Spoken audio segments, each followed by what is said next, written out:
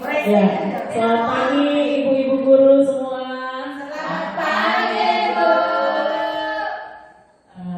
Pertama-tama, marilah kita mengucapkan puji dan syukur kehadirat Tuhan yang Maha Kuasa.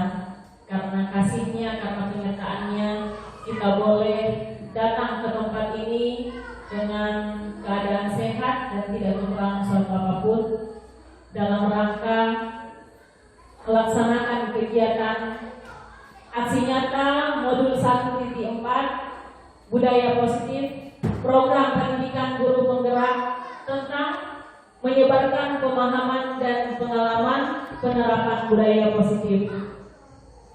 Saya Astriana Situmorang, CGP Angkatan 10 dari SD Negeri 030321 Sibangkurung, Kabupaten Dairi. Pada hari ini Bapak Ibu akan melaksanakan kegiatan pemahaman budaya positif dan saya sangat berterima kasih kepada ibu-ibu guru atas perkenanan waktu boleh menyempatkan diri dalam kegiatan ini, hadir untuk melaksanakan kegiatan ini, untuk mendukung saya tentunya dalam menyelesaikan program pendidikan guru penggerak ini. Jadi saya sangat berterima kasih ibu-ibu guru, meskipun pada saat ini kepala sekolah berhalangan hadir, tapi saya sudah meminta izin kepada beliau supaya kegiatan ini tetap terlaksana dan kepala sekolah sudah menyetujuinya. Jadi saya juga sangat berterima kasih kepada kepala sekolah yang sudah mendukung saya dalam melaksanakan kegiatan ini. Kemudian Bapak Ibu, untuk melanjutkan kegiatan kita ini, saya akan meminta kepada Ibu Simbolon untuk membuka kegiatan kita ini dengan doa. Saya persilakan kepada Ibu Simbolon.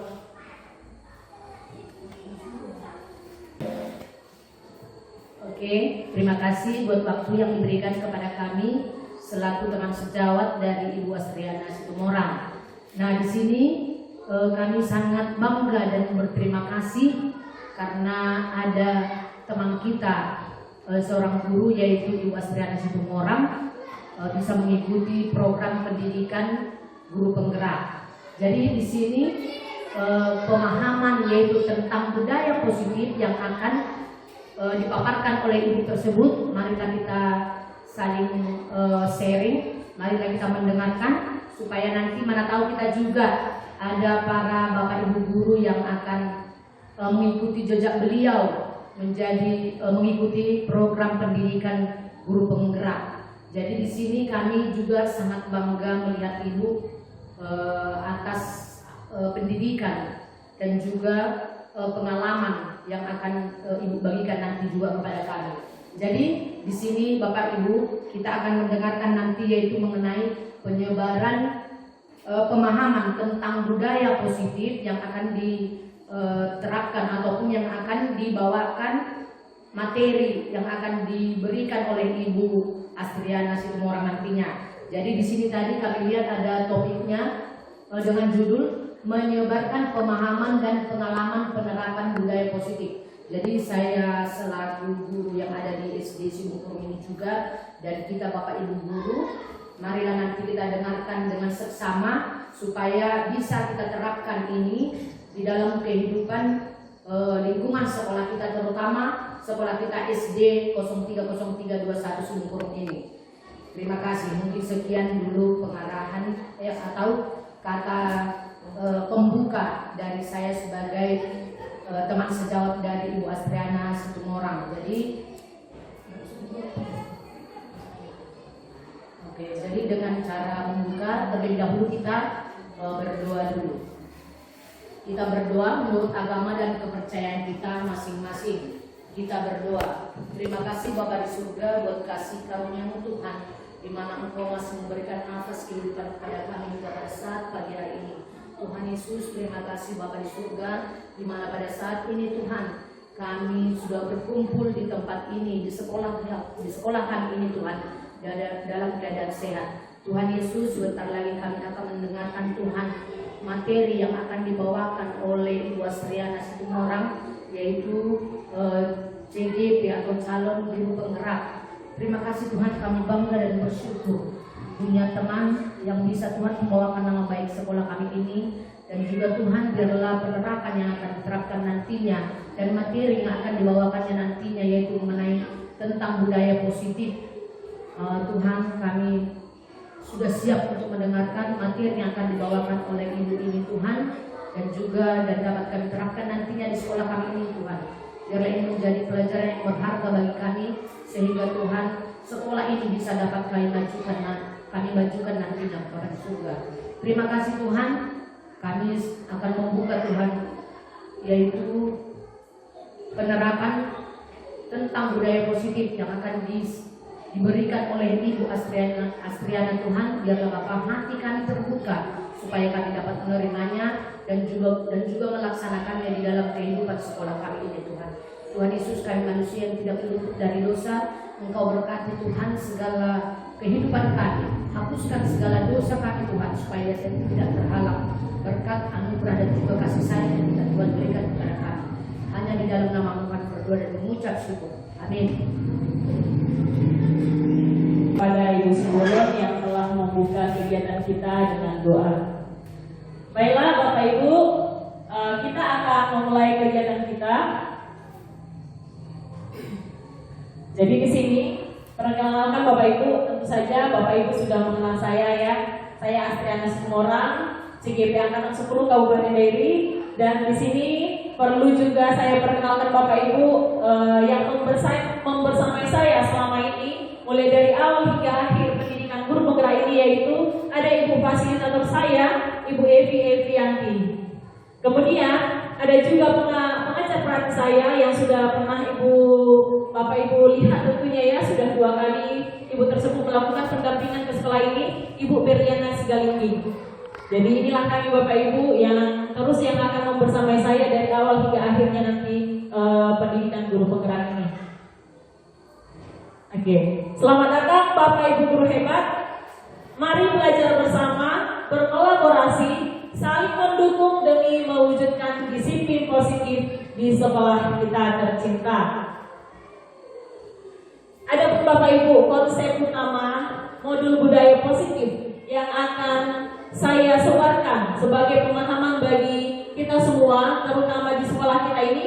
Ada 7 konsep utama modul di modul 1.4 pendidikan guru penggerak Bapak Ibu. Yang pertama itu adalah perubahan paradigma belajar. Yang kedua itu adalah disiplin positif.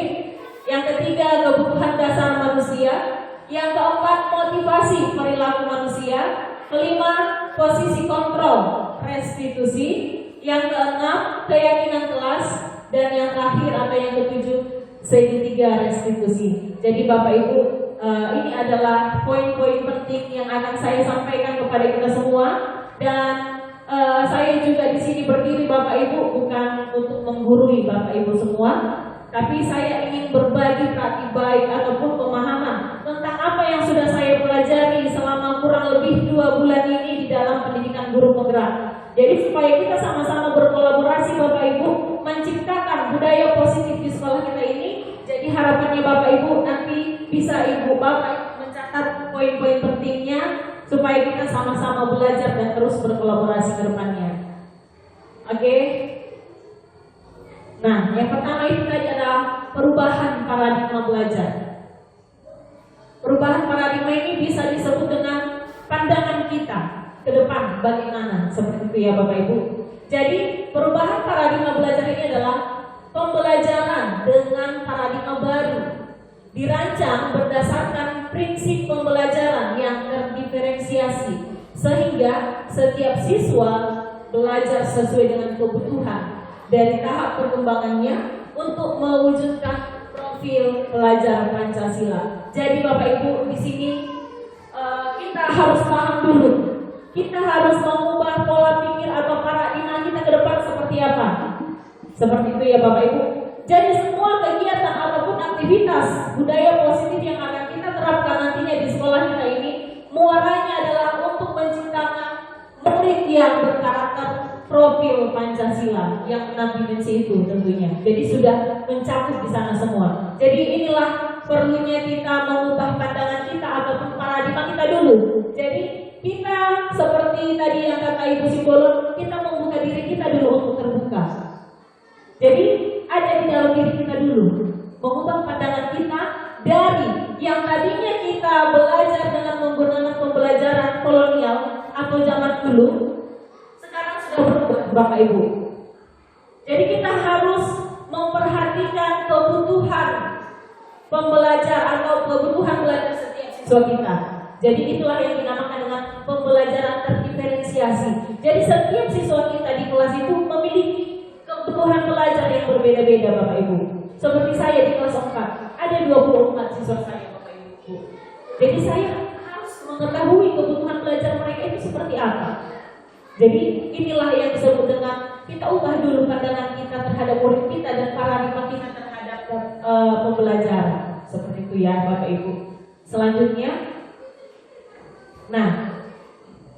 konsep utama yang kedua adalah disiplin positif, ya Bapak Ibu. Di sini ada 3. Disiplin dimaknai menjadi sesuatu yang dilakukan seseorang pada orang lain untuk mendapatkan kepatuhan. Kita cenderung menghubungkan kata disiplin dengan ketidaknyamanan. Setuju nggak Bapak Ibu? Ketika kita mendengar, oke, kita akan disiplin, kita terapkan kedisiplinan di sekolah kita atau misalnya di kelas kita, ya.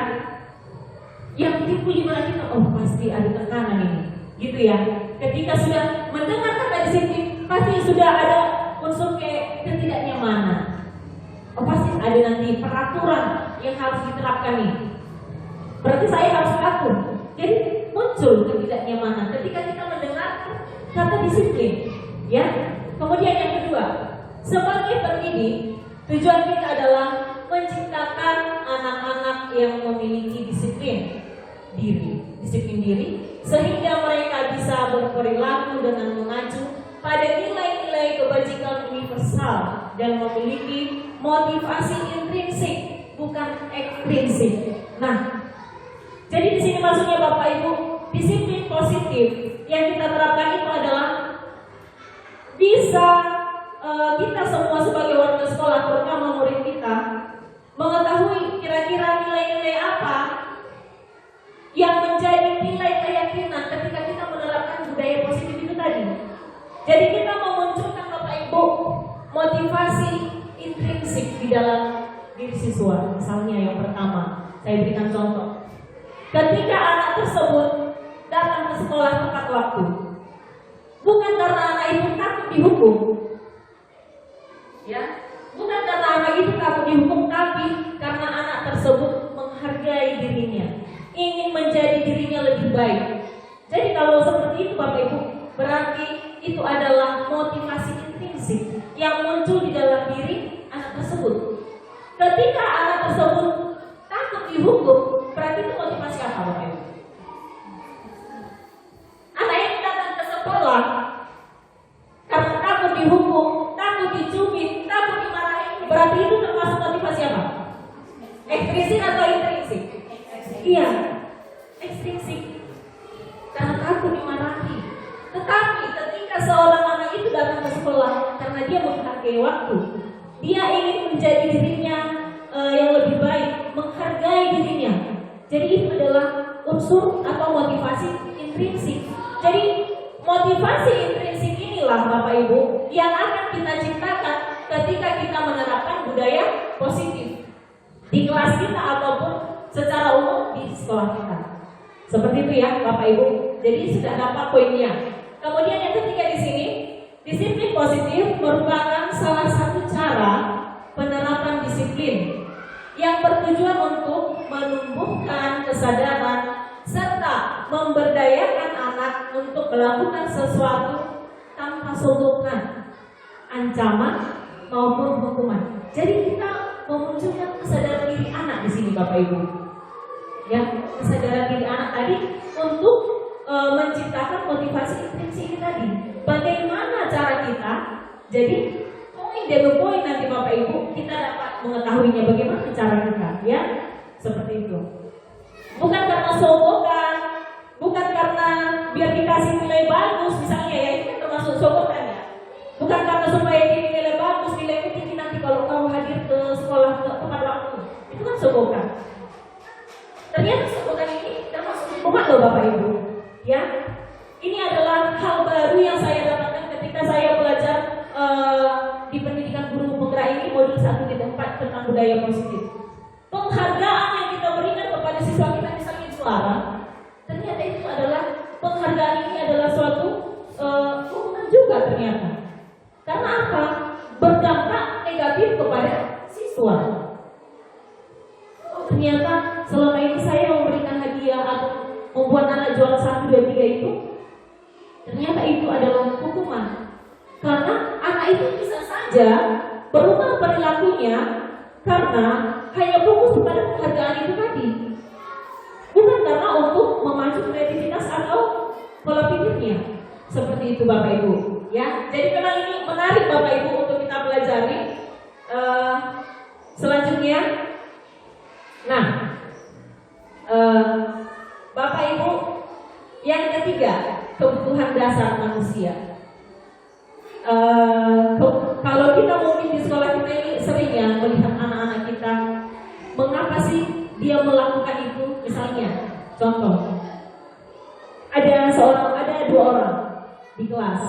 Satu orang ini tidak membawa bekal makanan, seperti itu ya. Satu orang membawa bekal, satu orang tidak membawa bekal. Nah, yang tidak membawa bekal ini merampas bekal makanan yang dibawa si anak yang membawa ini tadi. Ada perilaku yang dimunculkan di situ. Kira-kira dari 5 kebutuhan dasar manusia ini, kira-kira kebutuhan dasar apa yang muncul atau menurut Bapak Ibu yang dilakukan oleh si anak yang tidak membawa bekal ini? Kira-kira kebutuhan dasar apa? Kenapa sih perilaku itu ditunjukkannya dengan merampas makanan temannya tadi? Siapa Bapak Ibu yang bisa? Dari cerita saya tadi. Karena hidup. Kenapa Bu? Bertahan hidup. Bertahan hidup. Kenapa Bu Laban? Mungkin karena tertarik dia makanan itu kan kepingin. Kepingin. Ya. Lalu Bu Purba? Penguasaan. Kenapa Ibu bilang penguasaan? Karena ingin menguasai gitu ya. Iya. Nah, Bapak Ibu, anak-anak kita di sekolah ataupun di kelas, mengapa melakukan suatu perilaku yang negatif itu karena kebutuhan dasarnya tidak terpenuhi. Ya, contohnya tadi, mungkin saja, bisa saja si anak yang merampas bekal makanan itu tadi tidak makan dari rumah. Dia sudah lapar, ada makanan temannya di situ, otomatis dia mengambil, tetapi caranya salah, dia merampasnya. Tetapi karena apa? Karena ada kebutuhan dasarnya yang tidak terpenuhi. Ya, ada juga mungkin penguasaan, dia ingin menguasai di kelas itu. Jadi bisa saja Bapak Ibu karena kebutuhan dasar setiap anak itu berbeda-beda. Tetapi cara mengungkapkannya itu kadang dengan hal yang salah atau yang negatif. Begitu ya Bapak Ibu. Ada kebutuhan dasar yang pertama itu bertahan hidup. Kemudian yang kedua itu kasih sayang dan rasa diterima. Ada nggak anak-anak itu di kelas ya kadang suka mencari perhatian? Ya, kadang suka mencari perhatian. Kadang bagaimana caranya dia mencari perhatian itu? Kadang dia mengganggu temannya. Temannya sampai nangis, akhirnya apa? Dia dipanggil guru. Ya, berarti ada kebutuhan dasar yang tidak terpenuhi. Jadi dia senang gitu dipanggil guru, ingin mencari perhatian guru. Karena apa? Dia tidak mendapatkan kebutuhan dasar kasih sayang dan rasa diterima itu tadi. Jadi dia caper-caper seperti itu, cari-cari perhatian. Jadi seperti itu ya Bapak Ibu. Jadi inilah yang kita yang ingin kita pelajari, yang ingin kita perdalam lagi. Bagaimana kita mengetahui satu persatu kebutuhan dasar peserta didik kita ini. Kira-kira si A berbuat demikian, dia kebutuhan dasar yang dibutuhkan itu apa? Seperti itu ya Bapak Ibu. Kemudian yang ketiga ada penguasaan. wah saya ini yang bisa, gitu ya. Dia lebih merasa hebat. Kenapa dia seperti itu? Tapi biasanya Bapak Ibu, katanya kalau kebutuhan dasar anak ini banyak dengan kepenguasaan, dia ini calon-calon pemimpin ini. Tetapi bagaimana kita mengarahkan si anak ini supaya melakukan kebutuhannya ini dengan cara yang positif? Seperti itu ya. Kemudian yang keempat, kebebasan. Yang kelima, kesenangan. Ya. Jadi kira-kira demikian Bapak Ibu, kebutuhan dasar manusia itu ada 5. Jadi perlu kita tahu kira-kira kebutuhan dasar apa sih yang dibutuhkan anak ini sehingga dia bertingkah laku seperti ini. Kebutuhan dasar apa yang tidak terpenuhi kepada diri anak sehingga dia berperilaku seperti ini. Jadi kita perlu mengamati dan mengidentifikasi setiap perilaku anak kita. Seperti itu ya Bapak Ibu. Selanjutnya konsep dasarnya adalah motivasi perilaku manusia ya.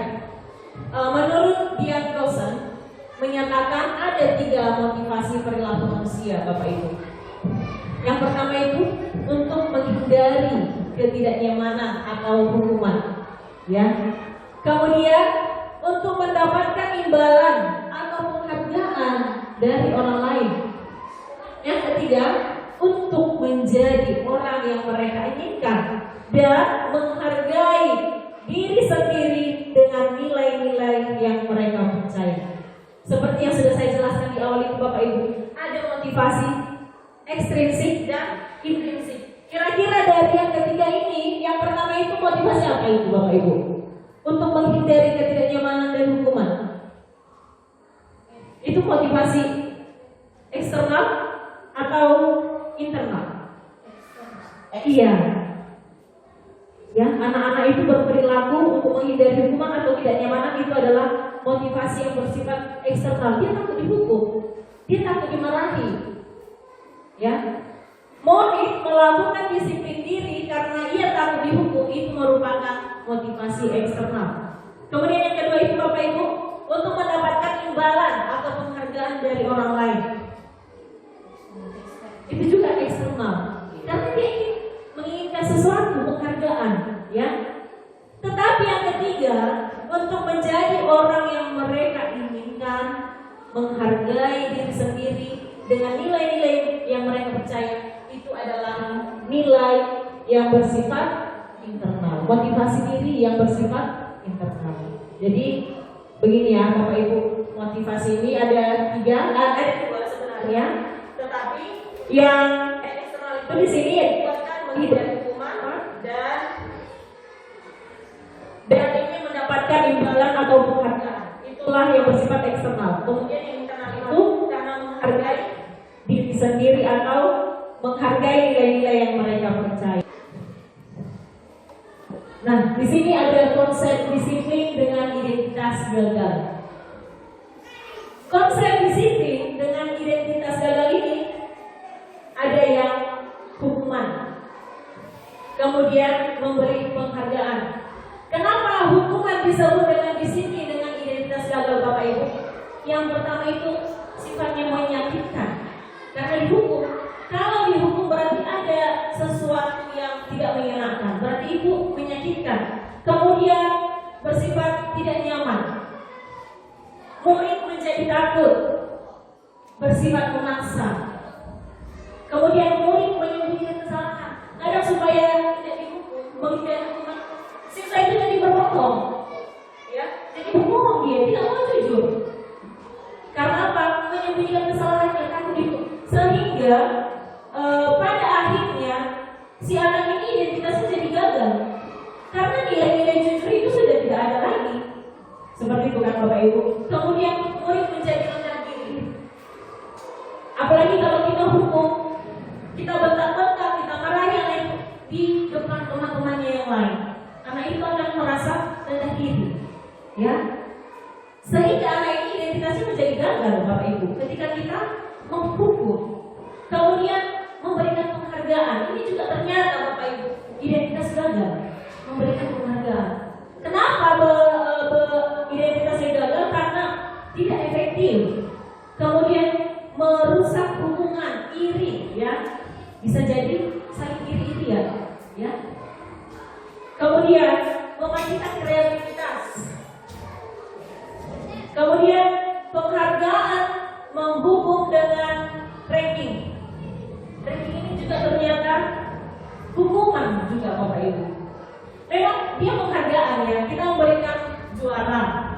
juara 1, 2, 3 misalnya di kelas. Itu memang bentuk penghargaan. Tetapi ini merupakan identitas gagal ternyata. Karena si anak itu akan fokus kepada juaranya. Si anak akan fokus kepada hadiah yang diberikan ketika dia juara 1. Ya, kemudian merampas hak menghargai dirinya.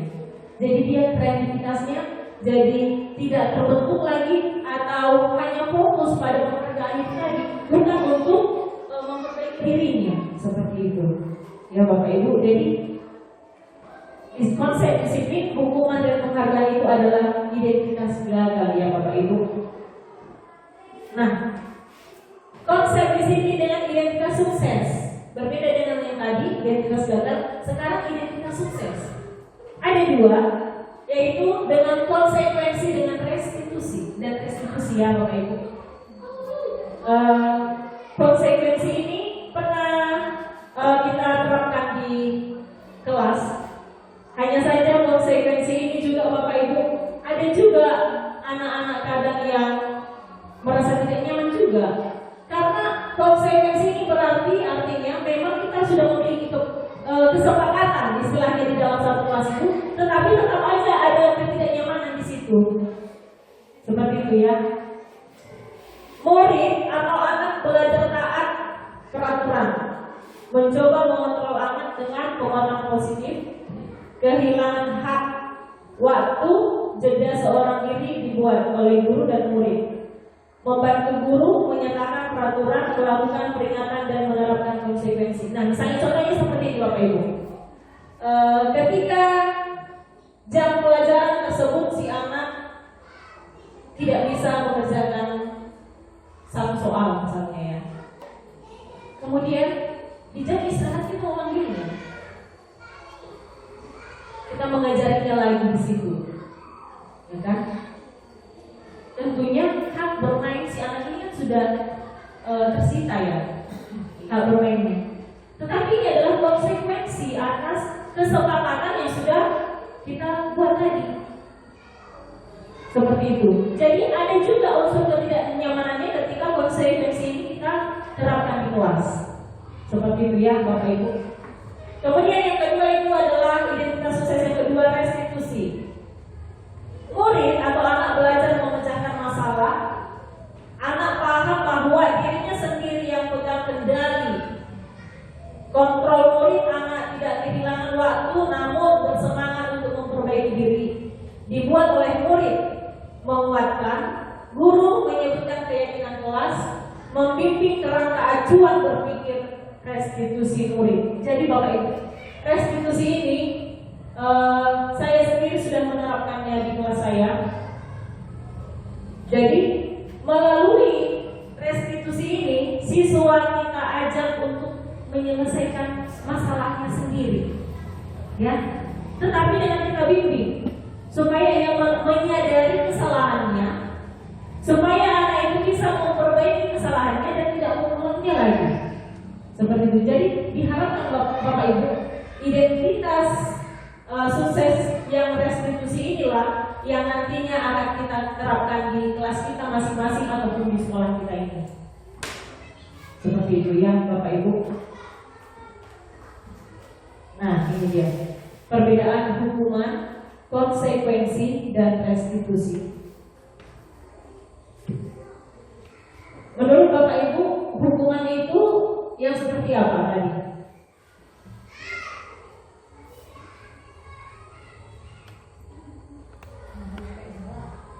Memberi efek jerah. Oke, hukuman itu kata Ibu Purba memberi efek jerah. Kalau konsekuensi, Bapak Ibu?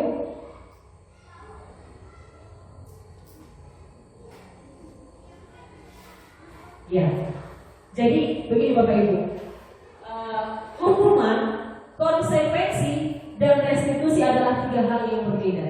Ya, kalau hukuman itu adalah bersifat langsung, kondisional.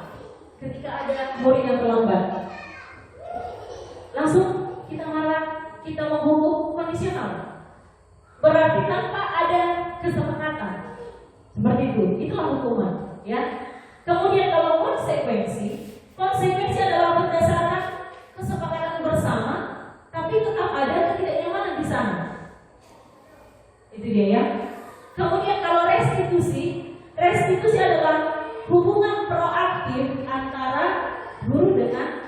siswa untuk sama-sama memecahkan atau memberikan solusi atau mendapatkan solusi. Jadi ini adalah tiga hal yang berbeda. Ya, contoh hukuman. Guru menghukum siswa tersebut menghormat bendera. Ya, bisa aja ini tidak karena kesepakatan ya, tidak terjadi kesepakatan. Udah disuruh aja hormat bendera, gitu. Disuruh membuat membersihkan WC misalnya, memungut sampah atau berlari keliling lapangan. Ini tidak berdasarkan kesepakatan, inilah hukum. Ya. Kemudian selama sebelum menghormat bendera selama 10 menit, guru marah dan murid menjadi takut. Ini juga hukuman, ya. Kemudian konsekuensi, guru memberikan konsekuensi untuk mengerjakan PR-nya saat istirahat. Nah, tetap ada. Inilah konsekuensi. Jadi ini sudah melalui kesepakatan nih. Kalau konsekuensi sudah melalui kesepakatan, tapi ada juga unsur ketidaknyamanan di sana. Ya. Kemudian guru tegas dan siswa menghormati peraturan. Sudah ada tertulis di situ konsekuensinya apa ketika si murid tidak melakukan sesuatu atau kesepakatan kelas yang sudah kita buat. Seperti itu Bapak Ibu. Bedanya dengan restitusi, restitusi ini adalah guru menanyakan keyakinan kelas. Ya, apa keyakinan kelas yang sudah kita sepakati sebelumnya? Ketika si anak melakukan permasalahan atau melakukan suatu kondisi yang tidak kita harapkan, kita tanya, yang kamu lakukan ini sesuai nggak sama keyakinan kelas kita? Jadi apa yang kita lakukan, supaya memperbaiki kesalahan ini? Jadi dari sana kita bisa memunculkan identitas sukses anak itu tadi, Bapak Ibu. Jadi perlu proaktif antara guru dan murid dalam menyelesaikan masalah dengan restitusi ini, ya, Bapak Ibu. Nah, selanjutnya konsep modul selanjutnya adalah 5 posisi kontrol. 5 posisi kontrol. Sebagai guru, Bapak Ibu, tentunya kita perlu memahami hal ini, ya. Ada 5 posisi kontrol. Kira-kira Bapak Ibu, posisi Bapak Ibu sekarang kira-kira yang mana? Saya tanya dulu satu-satu, ya, Bapak Ibu. Ada 5 posisi kontrol. Ada penghukum, pembuat rasa bersalah, teman, pemantau, manajer. Saya mau tanya satu-satu nih. Kira-kira posisi kontrol Bapak Ibu saat ini sudah ada di posisi yang mana? Mulai dari Ibu Simbolon. Kalau saya teman. Temannya. Contohnya Bu, kenapa teman? Agar siswa tersebut tidak merasa takut atau canggung. Jadi tapi ada batasannya supaya siswa tersebut juga merasa nyaman dan hormat sama guru. Dan saya menganggap mereka sebagai teman saya.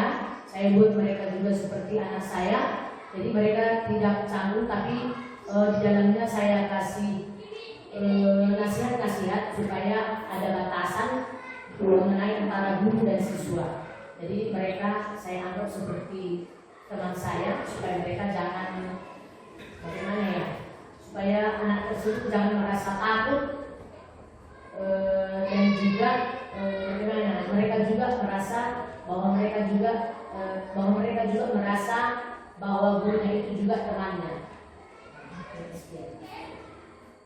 Oke, tepuk tangan untuk Ibu Simbolon. Jadi posisi kontrol saat ini yang kita adalah sebagai teman, ya Bu. Selanjutnya,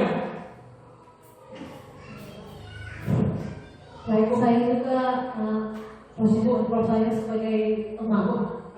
Iya, karena mengingat pengalaman waktu masa sekolah, jika guru itu kita kadang-kadang susah mengungkapkan apa yang di dalam hati kita, sehingga kita merasa takut kepada guru pada zaman-zaman kita sekolah. Makanya saya sebagai guru saat ini saya menerapkan posisi teman agar benar kata Ibu Asri tadi, kita tidak mengetahui posisinya di lingkungannya, di rumah atau di mana, kita tidak bisa menyalahkan dengan yang lain. Jadi saya saat ini mengambil posisi teman untuk mengajar siswa saya. oke, terima kasih teman. Selanjutnya Bu. Kalau saya Bu memilih pemantau, karena kita kita sebagai guru membuat peraturan seperti fasilitas apa yang terakhir ketiga itu yang restitusi. Itu kan sebuah peraturan di kelas yang disepakati oleh kelas supaya mereka tahu kalau peraturan itu seperti misalnya nggak boleh datang terlambat, kalau permisi nggak boleh asal-asalan, harus ada peraturan. Jadi guru harus dipantau itu Bu, bagaimana muridnya supaya aman, bagaimana muridnya supaya tertib belajar. Oke, selanjutnya Ibu Silalahi, posisi kontrol yang mana yang Ibu berikan? Oke, terima kasih Ibu Silaban. Selanjutnya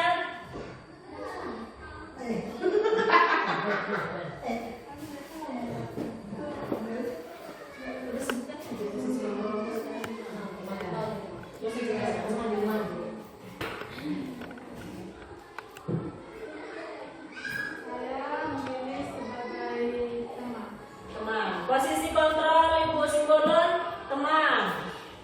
Ibu Ginting. Lima posisi kontrol. Saya pilih teman dan manajer juga Bu. Kenapa saya pilih teman dulu ya? Teman karena mungkin di pikiran anak-anak kalau guru ada indikasi kayak menakutkan gitu. Itu ya. Tapi sebenarnya kalau takut dan dihargai, menghormati itu beda. Jadi maksudnya kenapa saya pilih jadi teman juga sama anak juga bisa kita berteman, ibaratnya teman curhat. Gitu. Jadi pemantau dan manajer ini hampir mirip saya rasa, tapi saya pilih jadi manajer biar agak keren dikit. Jadi manajer ini saya anggap sama pemantau. Manajer kan memantau juga. Jadi kenapa perlu manajer atau pemantau? Karena walaupun tadi kita bisa sebagai teman anak-anak, perlu juga dipantau agar semua disiplin-disiplin tersebut yang sudah kita buat bersama bisa terang. Terima kasih Ibu Ginting. Selanjutnya Ibu Malau. Kalau dari saya pribadi, kalau nggak boleh memilih tiga, saya akan memilih teman, pemantau dan manajer. Seperti yang dikatakan Ibu Ginting tadi, pemantau dan manajer itu hampir sama seperti itu menurut saya.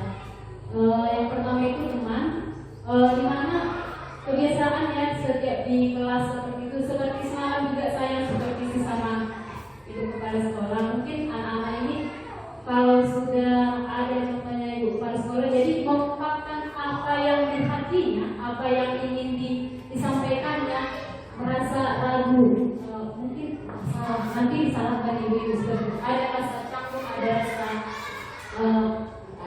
takut seperti itu. Jadi ketika kita sudah memilih anak-anak ini seperti teman, jadi mereka menyampaikan apa yang di hatinya, jadi tidak takut lagi. Jadi mereka bebas mengekspresikan apa yang ada di hati mereka. Jadi untuk pemantau dan manajer, jadi apa yang sudah kita terapkan tadi, peraturan-peraturan, bahkan apa yang boleh kita berikan sama anak, tetap kita pantau dan kita tetap sebagai manajer untuk anak-anak. Terima kasih. Oke, terima kasih Ibu Malau. Selanjutnya Ibu Manalu. Saya ambil posisi sebagai teman, di mana melalui posisi sebagai teman kita memiliki rangkulan atau menjadi guru yang kita tidak ditakuti tetapi disegani. Melalui siswa juga tidak ketakutan, bahkan menjadi segan kepada kita, walaupun dengan ini juga kita dapat dihormati oleh siswa tersebut. Terima kasih. Terima kasih Bu Malau. Selanjutnya Ibu Pasar Ibu. Saya memilih posisi kontrol manajer, di mana sebagai seorang guru, sebagai manajer ini bukan menekan, tapi mengatur siswa di dalam untuk mendisiplinkan seperti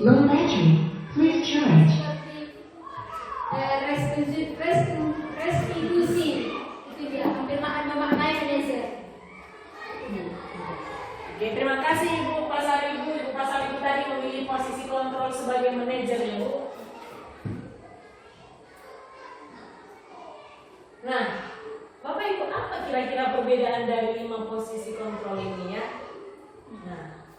dia.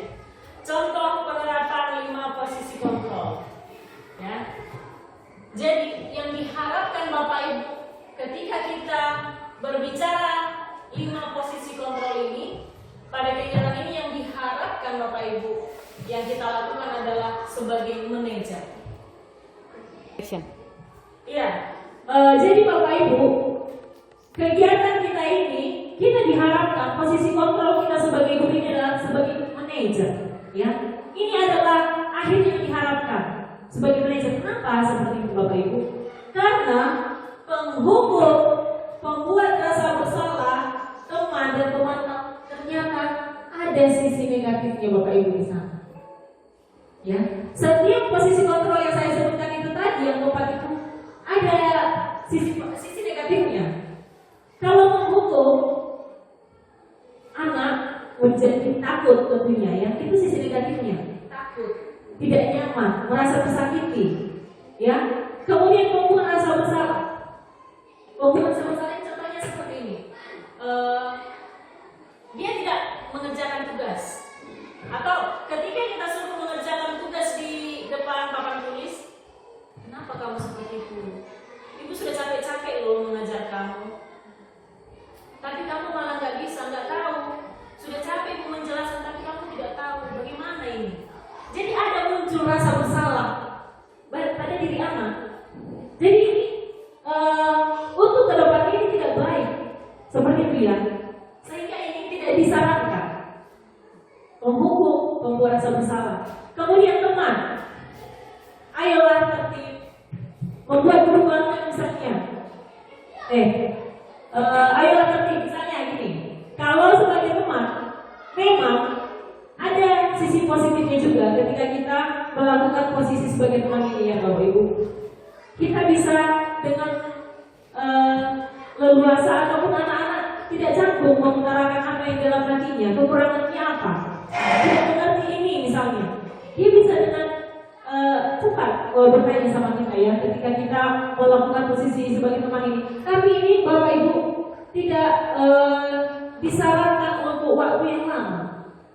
Posisi teman ini kondisional aja. Karena apa? Bisa saja ketika kita terus membuat posisi kontrol sebagai teman, siswa kemudian terburuknya apa? Kalau menurut Bapak Ibu? Iya, tidak memiliki rasa hormat lagi kepada guru. Jadi ada negatifnya. Jadi ini Bapak Ibu, posisi kontrol sebagai teman ini tidak disarankan dalam waktu jangka panjang. Ya, hanya kondisional aja, kondisi-kondisi tertentu seperti itu ya Bapak Ibu. Jadi kemudian yang memantau, apa yang telah kamu lakukan atau konsekuensi apa? Tetap ada konsekuensinya kalau kita memantau. Tidak mengerjakan tugas, misalnya seperti tadi, berdasarkan kesepakatan ada konsekuensinya. Kita tak memantau mereka, mengamati mereka, tetapi ada konsekuensi atas perilaku yang sudah mereka buat. Itulah ketika posisi kita sebagai pemantau. Ada juga ketidaknyamanan di sana, seperti itu. Jadi yang disarankan Bapak Ibu dalam penerapan 5 posisi kontrol ini, yang sangat disarankan adalah sebagai manajer. Hari ini contohnya seperti itu. Hari ini kamu terlambat. Kira-kira bagaimana kamu memperbaiki kesalahanmu? Seperti itu ya. Kemarin saya sudah melakukan posisi manajer ini dengan segitiga restitusi itu tadi, Bapak Ibu, kepada siswa saya. Jadi saya menanyakan mengapa dia terlambat misalnya, karena katanya dia main HP, jadi dia susah tidur. Jadi saya tanya terus, jadi keyakinan klasik kita itu apa? Tidak boleh dengan terlambat, harus hadir tepat waktu, seperti itu ya. Kemudian saya tanya lagi, jadi untuk memperbaiki kesalahanmu ini, kira-kira apa yang perlu kamu lakukan? Dan si anak menjawab, saya tidak akan main HP lagi Bu, saya tidak akan begadang lagi, saya akan cepat tidur, sehingga saya bisa cepat tidur, cepat bangun dan tidak terlambat ke sekolah. Jadi ada komunikasi yang aktif antara guru dan murid, sehingga inilah Bapak Ibu hasil dari yang diharapkan di posisi kontrol ini. Kita harus sebagai manajer menanyakan keyakinan apa apa yang ada di kelas kita yang kita sepakati? Keyakinan apa yang kita sepakati? Low battery. Please charge. Seperti itu. Ya, jadi kira-kira seperti itu Bapak Ibu. Ada pertanyaan Bapak Ibu? Oke, Ibu silakan. Misalnya kan Bu, kalau kita sebagai manajer, terus dia tidak mengerjakan tugas seperti yang Ibu bilang, terus kita bimbing dia, kenapa kamu nggak mengerjakan tugas? Karena saya. Kenapa kamu terlambat? Karena saya semalaman nonton tapi misalnya, jadi besok lagi aku nggak Bu, aku janji. Padahal tidak dituruti Bu. Besoknya diulang lagi, diulang lagi kayak gitu. Kayak mana cara mengatasi itu? Iya. Terima kasih Ibu Silaban. Kira-kira dari kita ada nggak yang bisa berdiskusi memberikan jawaban atas pertanyaan Ibu Silaban, Bapak Ibu? Ketika anak tersebut terus terlambat, Iya. ya, Ulang lagi. dan sudah berjanji akan tidak akan terlambat lagi, tidak akan mulai kesalahannya lagi, seperti itu. Padahal diulang lagi. Selalu diulangi. Kira-kira kita membuka diskusi ya Bapak Ibu. Pendapat dari Bapak Ibu ketika ada hal-hal yang seperti itu, kesalahan itu berulang-ulang terus. Bagaimana tindakan kita sebagai guru dalam mengambil posisi manajer dan restitusi ini tadi? Seperti itu ya Bu. Bagaimana Bapak Ibu?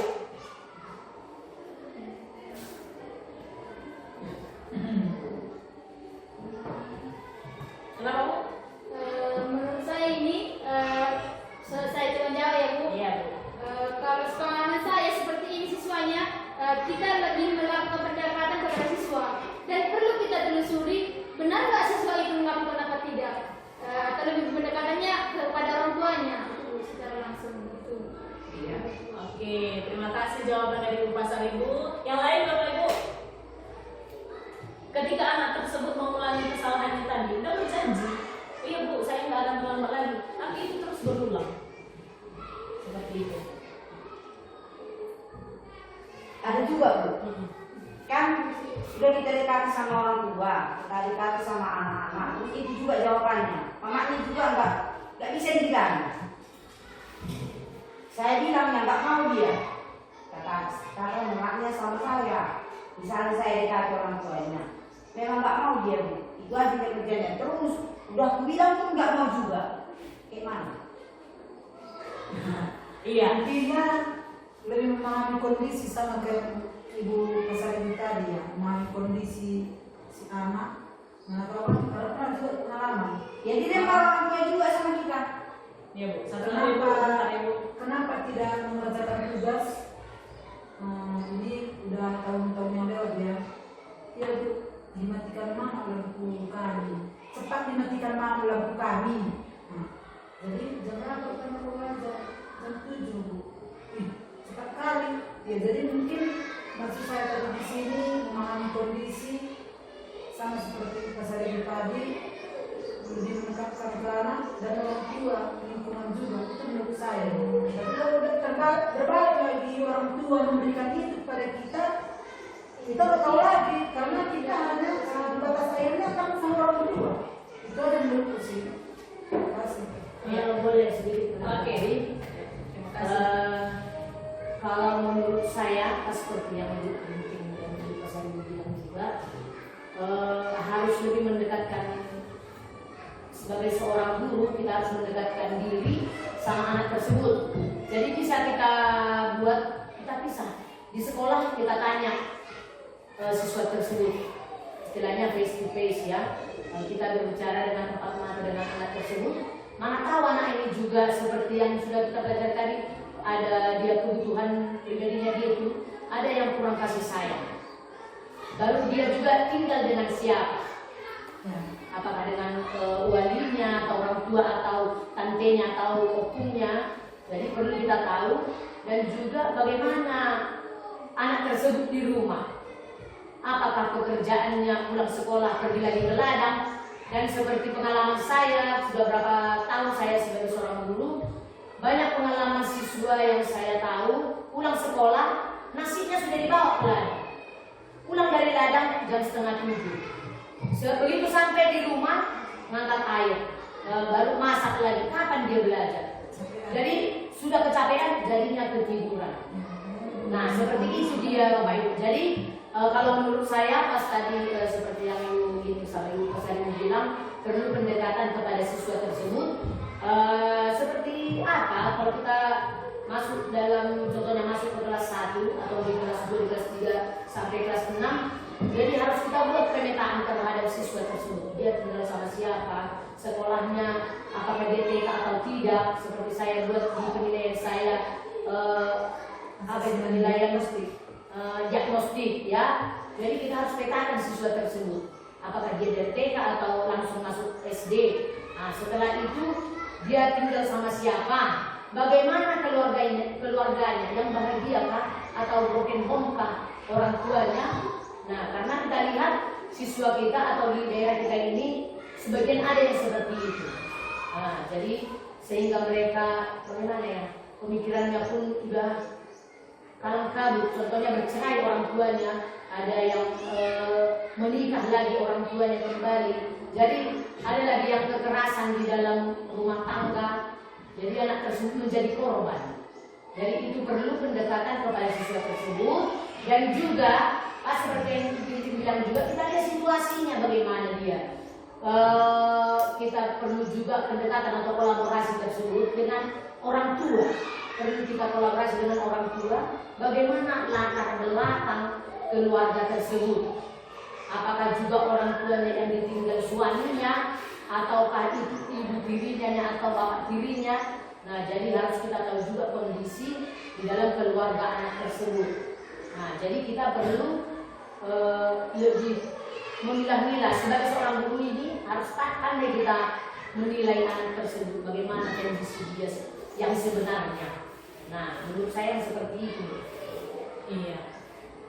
Saya setuju Bu, pendapat dari rekan-rekan kita tadi. Ketika suatu kesalahan itu diulang berulang kali, berarti kita perlu pendekatan dengan orang tuanya. Kemudian selain itu, ketika itu tidak berhasil, kebutuhan dasar apa tadi yang tidak terpenuhi? Bisa saja si anak ini bisa main HP sampai tengah malam begadang karena tidak diperhatikan oleh orang tuanya. Tidak diperhatikan, udah kalau tidur ke jam malam orang tuanya tidur. Tidak diperhatikan si anak ini tadi mainnya sampai begadang sampai tengah malam. Akhirnya apa? Terlambat bangun dan akhirnya terlambat sekolah dan bahkan kadang tidak hadir ke sekolah. Dan begitu terus. Seperti itu ya.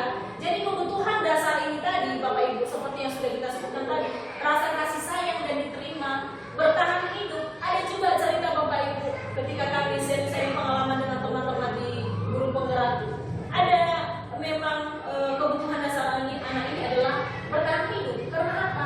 Si anak ini ternyata jualan, membantu orang tuanya, sehingga mereka sering begadang, membuat makanan ini, membungkusi makanan. Akhirnya si anak ini begitu berulang-ulang terus terlambat hadir ke sekolah. Seperti itu. Jadi kebutuhan dasar ini apa tadi? Bertahan hidup. Jadi Ya, tapi yang Bu, ada sedikit Bu, orang tuanya melempar sama kita Bu. orang tuanya melempar sama kita ya. Berarti kita sudah memberikan yang terbaik ya Bu, pastinya ya. Melalui apa tadi ya? Pendekatan. Kemudian saran saya Bapak Ibu, memang di sekolah kita ini kan kita belum pernah melakukan kolaborasi dengan orang tua ataupun kegiatan parenting orang tua ya.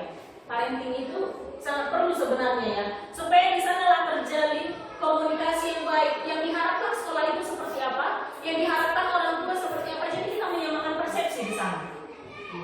Jadi kegiatan parenting ini memang Bapak Ibu sangat perlu. Atau jangankan kegiatan parentingnya, ketika kita membagi rapor yang sering kita lakukan itu ya, mengundang orang tua datang. Nah di situ kita ceritakan kira-kira yang diharapkan sekolah itu kepada anak siapa, sehingga Bapak Ibu di saat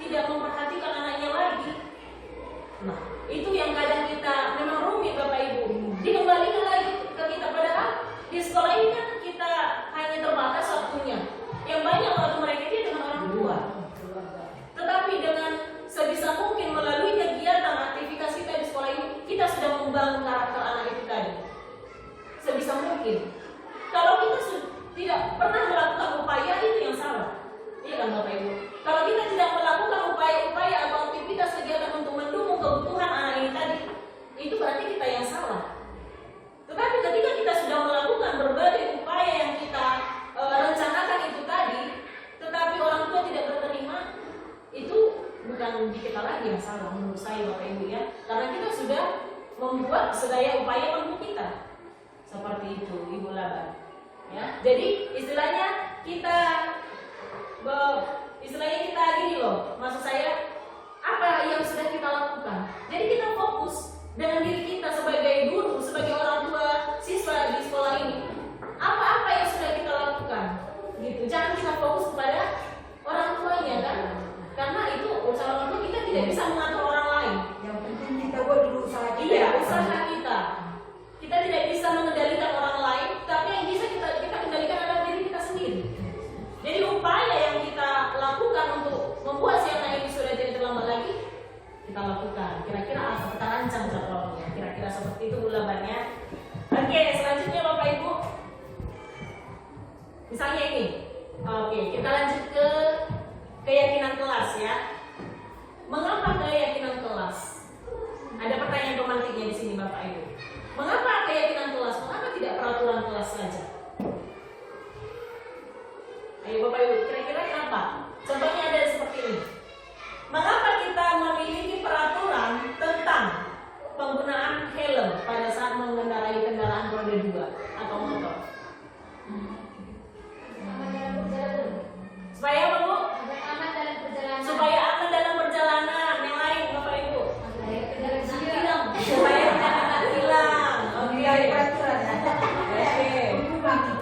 Iya. Kemudian ada yang kedua, mengapa kita memiliki peraturan tentang penggunaan masker dan mencuci tangan setiap saat? Menjaga kesehatan juga. Menjaga kesehatan. Supaya tidak kena debu ya Bu. Ada yang lain? Karena peraturan di sekolah kami memang harus menggunakan masker, jadi harus gitu ya kan? Berarti terpaksa, bukan karena ada nilai-nilai yang diyakini. Menghindari penyakit menular. Menghindari penyakit menular, berarti itu kesehatan ya Bu, bagus. Tetapi ketika kita menggunakan helm karena takut ditilang, menurut Bapak Ibu, itu keyakinan atau enggak? Hukuman. Itu bukan keyakinan kan Bu? Itu karena menghindari hukuman, menghindari ditilang, ya kan? Berarti bukan karena ada keyakinan di dalam dirinya, oh saya memakai helm supaya saya selamat sampai tujuan. Itulah keyakinan, nilai-nilai kebajikan yang ada ketika kita melakukan sesuatu itu, berarti itu adalah keyakinan kelas. Begitu juga kita di kelas, ya.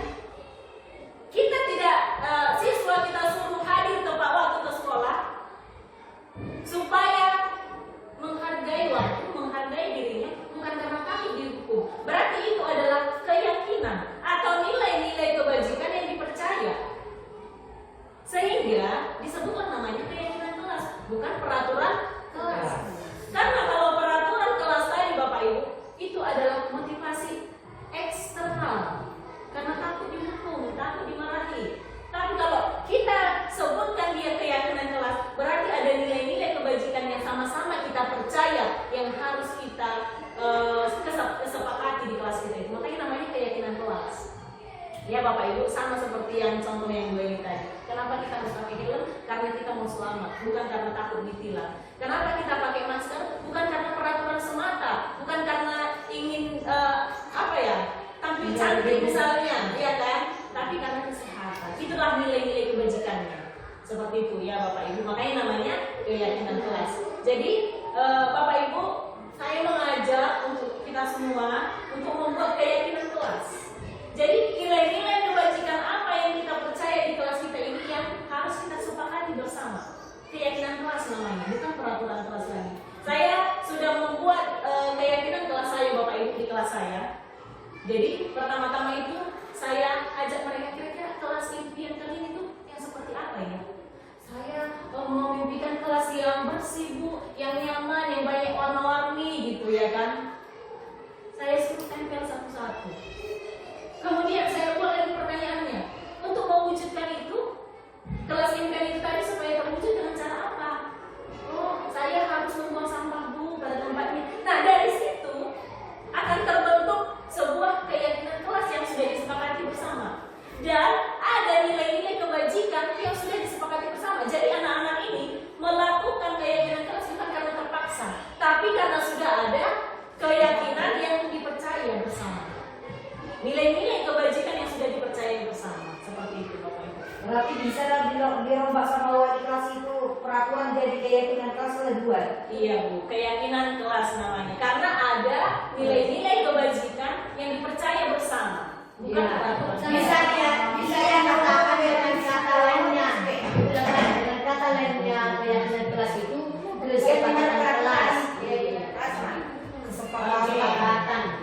Kemudian di sini Bapak Ibu yang pertama saya lakukan langkah-langkahnya adalah berdiskusi tentang peraturan, kemudian merumuskan peraturan menjadi keyakinan, kemudian menempelkan keyakinan kelas itu tadi.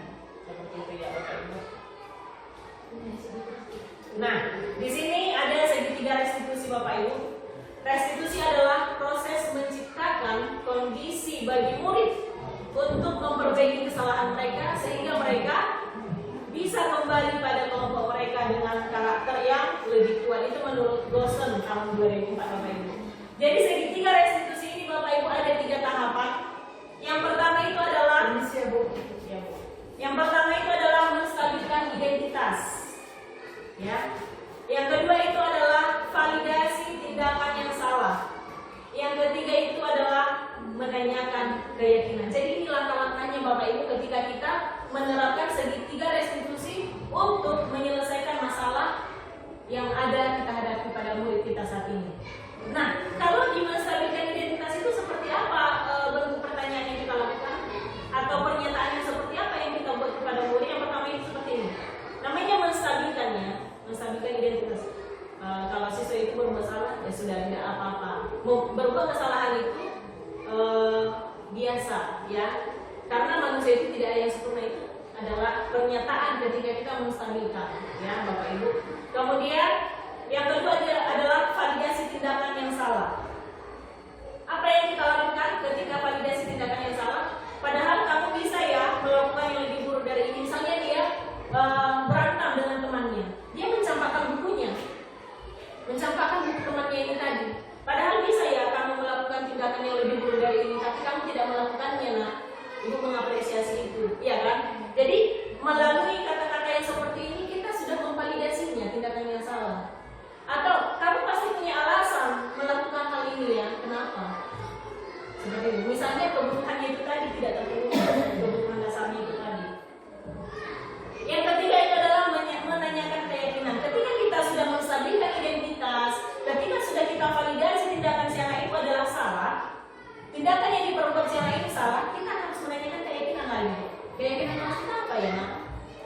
Ya Bu, saya saya harus menghargai teman. Seperti itu. Jadi apa yang kamu lakukan supaya memperbaiki kesalahanmu ini?